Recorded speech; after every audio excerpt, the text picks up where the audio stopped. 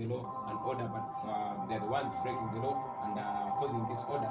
So we are calling upon people to turn up massively and vote. That is our focus for today. Turn up and vote. We know that if all the 18 million voters turn up and vote, it will be a game changer.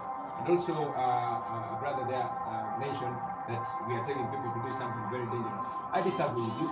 We are not sending people in harm's way. We are not telling them to go violent. We are telling them to do everything that is provided for in the law. Turn up and vote. Stay there and watch the proceedings. Record them, relay them on social media if you can. Watch your vote. We are not like General Museveni, who decided to pick up arms. No, going violent is the dangerous thing. We are non-violent, so that is not dangerous at all. What the security forces are doing, that is what's dangerous. But what we're encouraging people to do is peaceful and it's not dangerous at all. It's actually more dangerous for our people to be complacent and not to watch their vote. Thank you.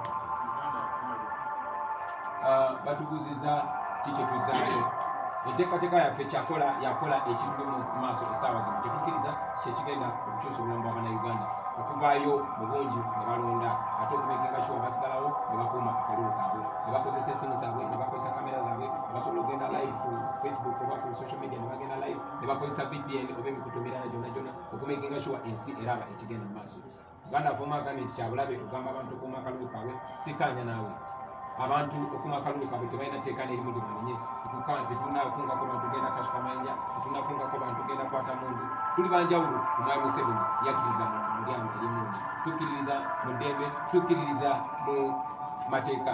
Ensonga lwaki kye tugamba abantu okukola kiri mu mateeka era tetubasuubira kutuukako abenje konna. Tumanyi nti abakuumaddembe ate babadde nga bamenya amateeka naye ffe tugenda kukola buli kisoboka nga tetukikola mu mateeka tumanyi tujja kuwangula. Okay, so I guess that's it. Thank you so much for coming through.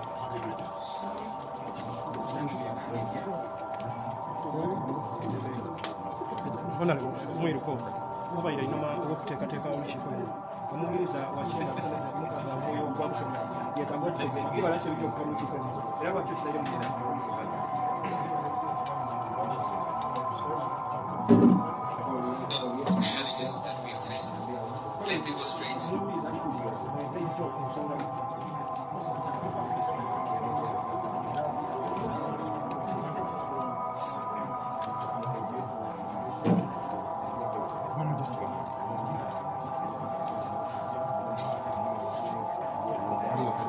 Okay.